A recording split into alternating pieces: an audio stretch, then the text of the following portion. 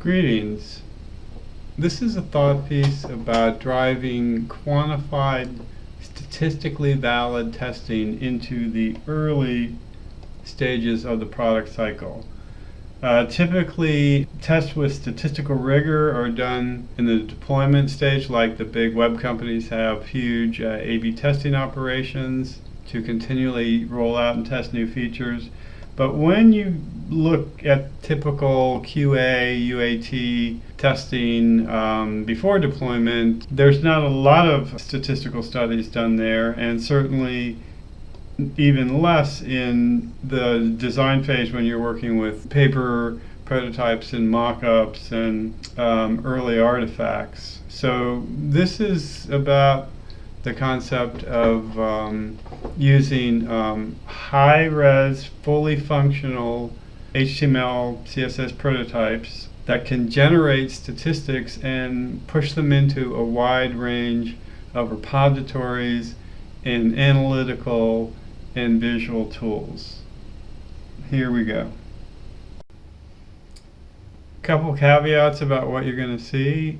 The data that's shown in these examples is real, but it's not customer data or company data. It's just data that we created with our own click flows. The goal is to share ideas and show possible direction towards innovation, but it's not really a full solution. And in an actual study, there would be a data scientist involved, hopefully, who would look at the study proposal and decide on the final study parameters. So with that said, here we go. To understand some of the intricacies of the post-production large-scale testing environment, we can look at Ron Cahovey, who ran personalization for Amazon and was basically a head quant at Airbnb and did some amazing things at Microsoft at scale. And he's in an environment where they typically can run a huge amount of experiments every week, working with millions of users. Each user can be exposed to multiple experiments, and then they have to sort of hold some of the users back as a comparison to see if there's any ill effects of the testing program. And basically, there's almost no single version of the app because there's so many variants, and they're keeping up to 1,000 data points or more for each user. Some of the things that Cahovey has caught in his A/B testing are minor, very small changes, but can add up to tens of millions of dollars or even hundreds of millions of dollars of revenue.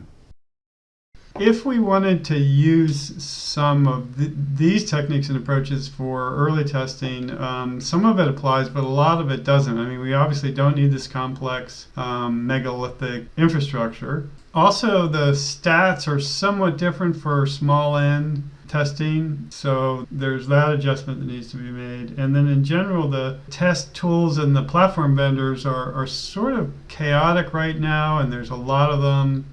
And there's the danger of lock-in and reduced flexibility if you get entirely in bed with some of these. So they all have great features, but there's the question of how a design team can maintain flexibility. So on the stats aspect of this, we're really lucky because there is an enormous body of work. It's not necessarily widely known, and it's not necessarily just for small scale, but it does have a huge component of it, that's perfect for the design cycle, where you, in the formative stages, you're designing, you're testing, you're iterating. These guys, James Lewis, Jeff Sorrow, Jacob Nielsen was a big part of this effort. They have a huge, wonderful body of work. You can see James Lewis alone has 21,000 citations for his publication. So there's books, there's papers, there's tools, there's R code, and it's largely applicable. Here's sort of a summary of Sorrow and Lewis' approach, where they say you can quantify data from small sample sizes and use statistics to draw conclusions. They really blur the lines, I think, between qual and quant, because almost anything you do that's qual can be quantified. It can be counted, it can be analyzed statistically. Here's my way of thinking about this, which is cherry picking great techniques from ethnography, benchmarking, psychometrics, session capture, even tracking and A/B testing. And we're going to take all these things and make them work together with no vendor lock-in and at nice, small, manageable scales. So the way we do this is, if you imagine a screen, it could be a web app, a single page app, whatever, and we're going to make a high-res prototype that's HTML and clickable, but it's only a client-side instance. And then we're going to run a bunch of JavaScript and conditional logic in this prototype that can make REST calls and API calls to whatever we want. Rather than just running a code from some tool provider and relying on them 100%, we're going to push events into anybody we want, not just tool vendors, but also into our own repository, so we can analyze it anytime we want with the best analytical tools, Tableau, R, SPSS, Power BI, etc. I'm going to be using Piwik Pro, which is an open source repository, but this could be done with Snowflake, a variety of Amazon repositories, Databricks, Segment, etc. So here's a summary of what we're going to do. We're going to run a prototype and push API calls anytime any event happens, any buttons pushed, if there's a drag and drop, if there's opening and closing things. These will generate JavaScript calls that will go to MouseFlow and that will go to Piwik, the repo, and then we can pull up this raw data in Excel and massage it and look at it in R and even GPT. So here's the prototype. And imagine that you're a test subject. You've been invited to this link and you see some simple instructions here. There's a navigation system on the left that's got some reports in it, and then some of the reports are in folders that you can open up. So financials a folder, utilization's a folder.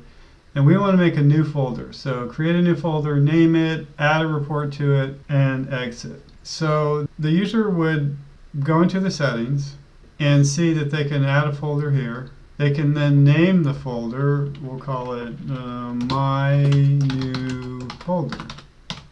They could write a description and save it.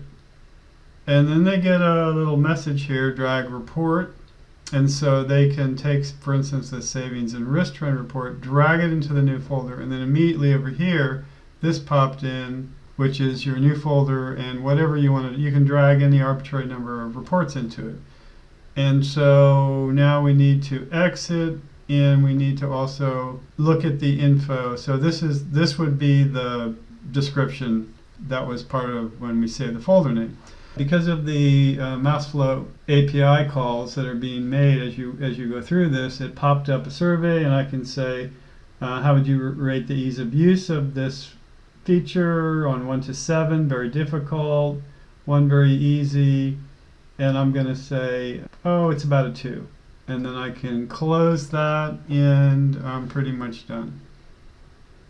So let's start out by looking at the prototype environment. The prototype is hosted in the cloud, but it can be run anywhere. It could be run inside the firewall. It's just HTML, CSS, and JavaScript. But we're going to host it on ActShare, and you can see some of the screens here.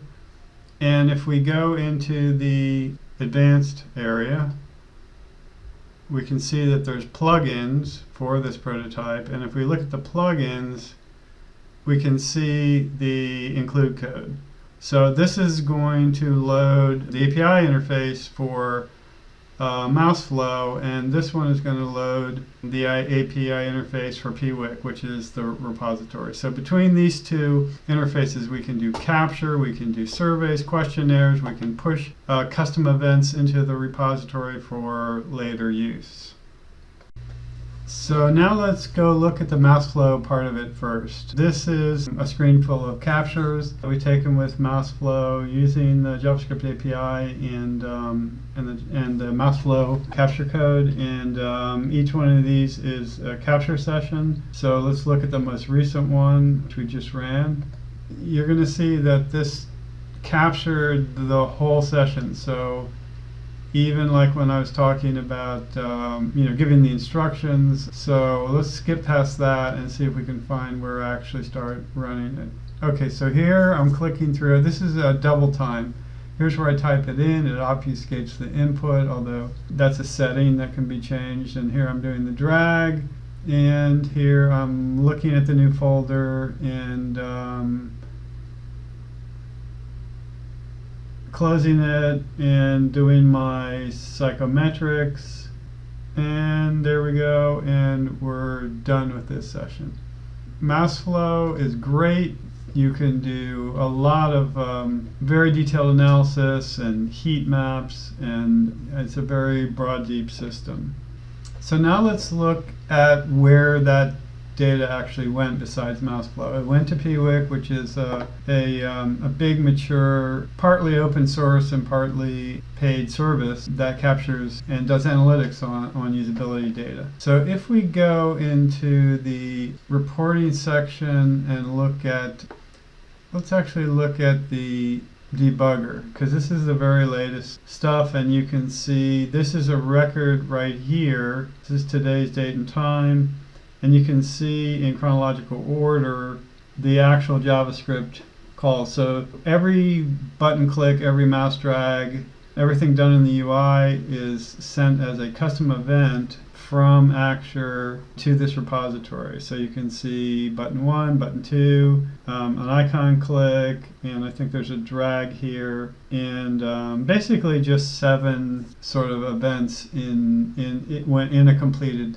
task. So any of the data from this repository can be exported, and when it's exported in CSV form, it looks like this. There's a lot of user agent stuff in the left-hand side: a session ID, event ID, IP, the normal stuff you'd expect from web reporting, IP address, browser, operating system, screen resolution. But then when you get further into the table, there's the custom stuff. And one of the key things is this cookie ID, which is essentially a session ID. You can see there's 7 events that end in C9CA, and those correspond to the custom JavaScript events that Acture pushed into the repo. So we've got the custom event name that tells what happened.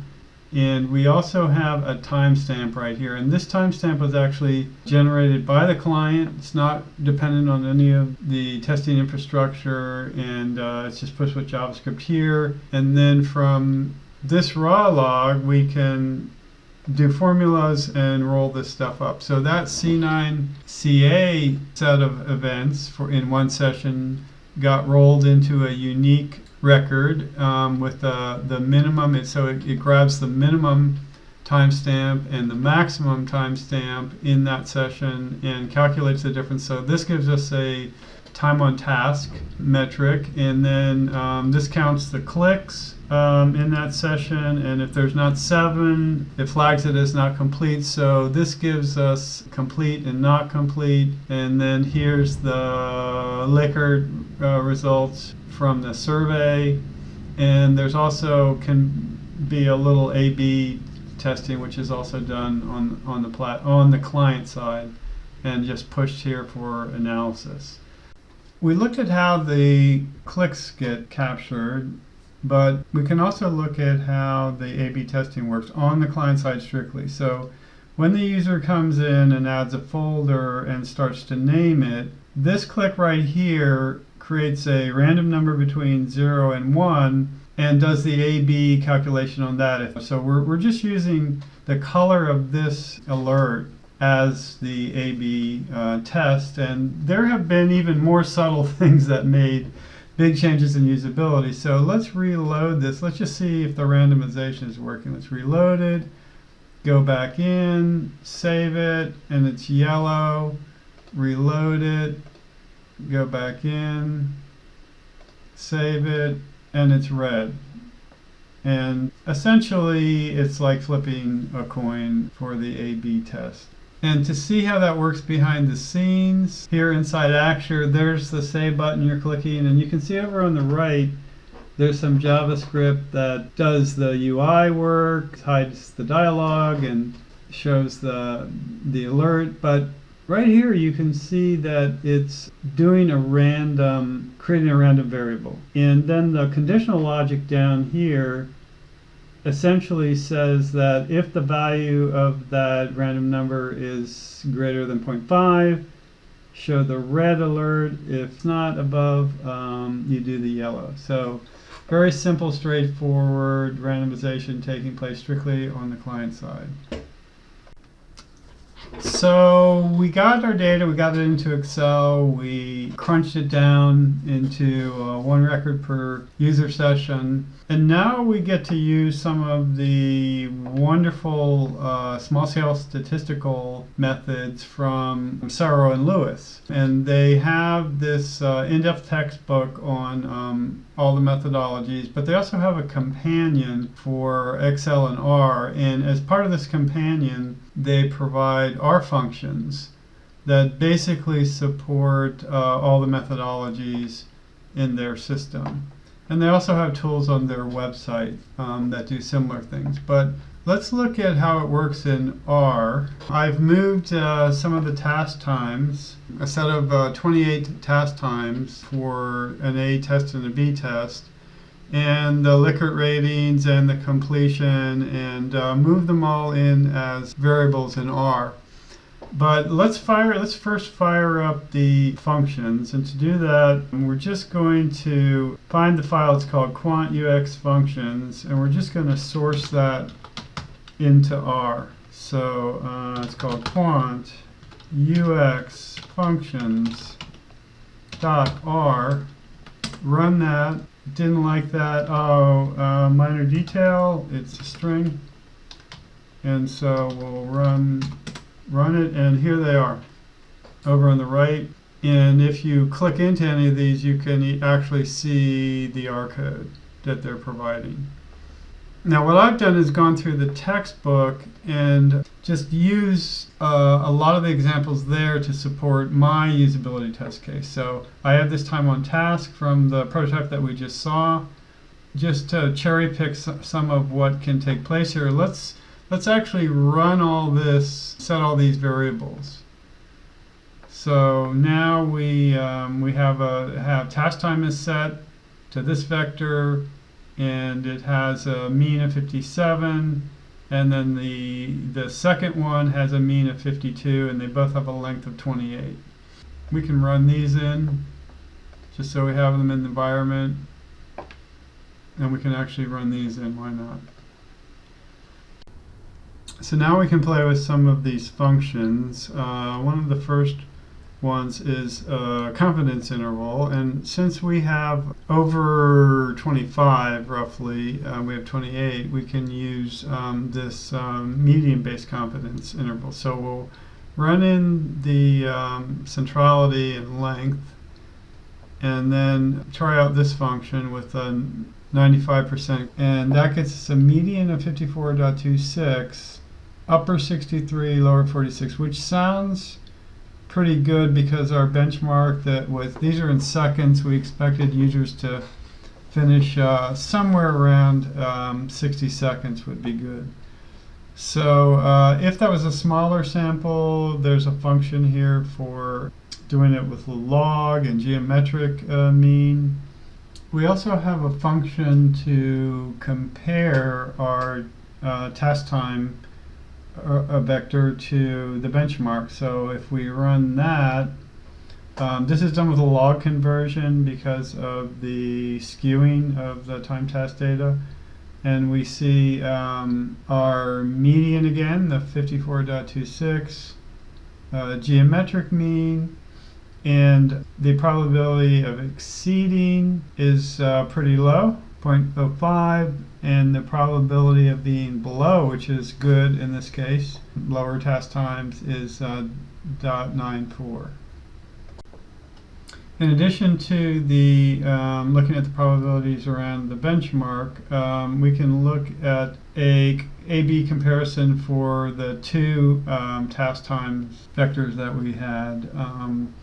And to understand that, maybe we can look at their means. Like first set of task times had a mean of 57, this and a standard deviation of 15. The second one had a 52 mean, which is less, and a rough, very close to the same variance. So the question is this difference between 52 and 57 significant? So there's a nice function to look at that. It's an independent t-test. We'll pass it both sets of times and run that.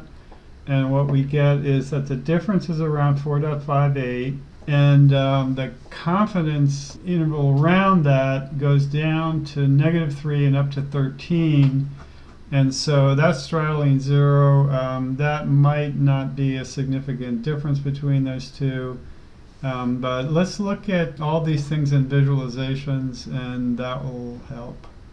Like starting with maybe a box plot, which looks like that, and these are time on task numbers, so they tend to be positively skewed, which you can see here by the longer tail. If we compare the mean and median, that also supports the fact that the mean is larger than the median, so that supports the positive skew. But we can actually look at the skewness number, which is 60. If it's over 0.5 to 1.0, it's a moderate positive skew, which is what we see here. We can also run a histogram, which looks like that. And you can see the 60 is pretty much sitting in the middle of the normal distribution, and then here's the density plot for the time on task, and with that right-hand skew. And maybe just one more. Here's a dot plot showing the confidence intervals.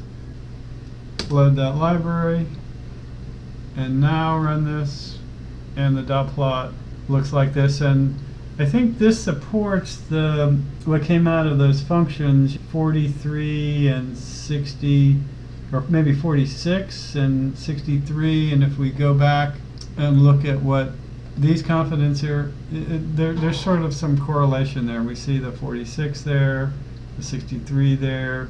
And then finally we can look at plot for the A/B test, which we can do a simple one, I think, that looks like this.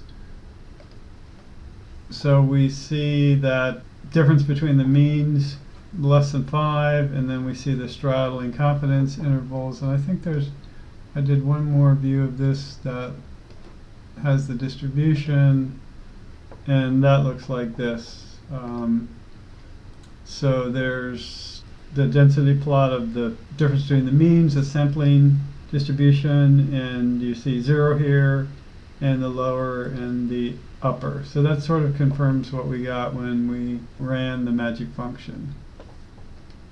And that's about it. Going back to our framework here, we ran the prototype in Actor, pushed JavaScript into both MouseFlow for the screen capture, and into Excel, and finally into R, and took advantage of the amazing, comprehensive, and skillfully organized user testing framework from Dr. Soro and Dr. Lewis. Thanks for listening.